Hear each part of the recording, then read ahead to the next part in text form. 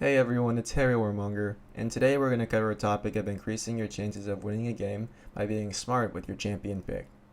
Now this table of contents is basically the topics we're going to cover. So we're going to cover the counter picks, a tier list and what that is, and lastly, picking for your team.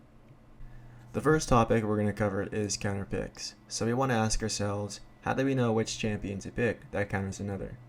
So there's a couple of things you want to look for, such as their skills, defensive stats, and also any mechanical flaws in their champion design. So let's take a look at the skills first.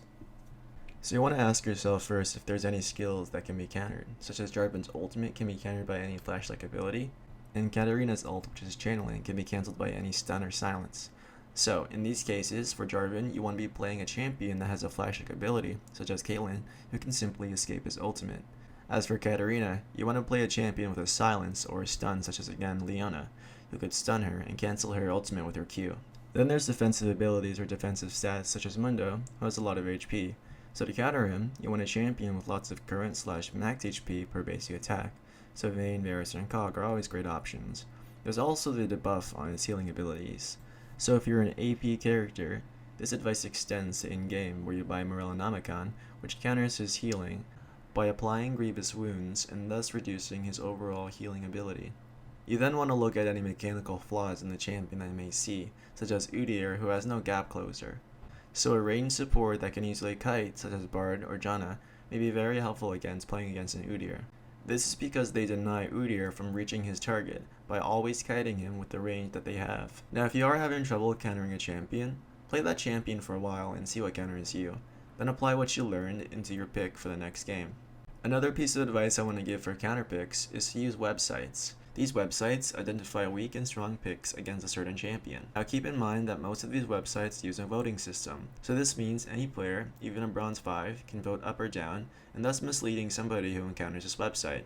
So a general piece of advice when using a website like this is to just take things with a grain of salt. So just take inspiration from the website and practice in normals before playing in ranked. Tier lists are a great resource for people who are just starting out and have no idea on which champion to play. So keep in mind though that tier lists are completely subjective towards the author's opinion. In simplified terms, playing a champion in the God tier is going to grant you a higher chance of winning a game, whereas playing a champion in tier 4 is going to grant you a lower chance of winning a game. Now keep in mind that there are pro players that still play tier 4 champions and completely dominate their game. So tier lists shouldn't dictate on which champions you should pick, but they are a great resource to give you a general idea on which champions are most likely to grant you a win. Now I highly advise playing a champion in ranked that you've never played in a normal before, even with the consideration that it's a counter pick, and also if it's a God tier. Now being a person that picked her team is kind of a douchey role, but it can increase your chance of winning a game. So there's a couple of things that you gotta do. The first thing is you definitely want to research, so that means looking at match history.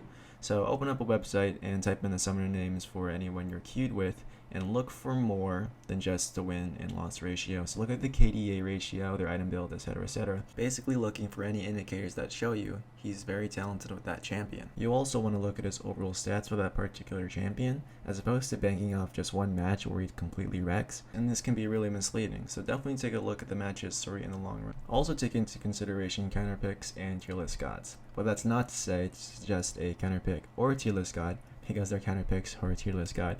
You definitely want to check if they coincide, so if he plays a champion that's already a counter pick towards the enemy, then why not suggest it? I mean, that's definitely awesome, 2 birds with 1 stone. And that wraps up this video, guys. Thanks so much for tuning in. Remember to subscribe if you guys like the videos, and I'll see you guys next time.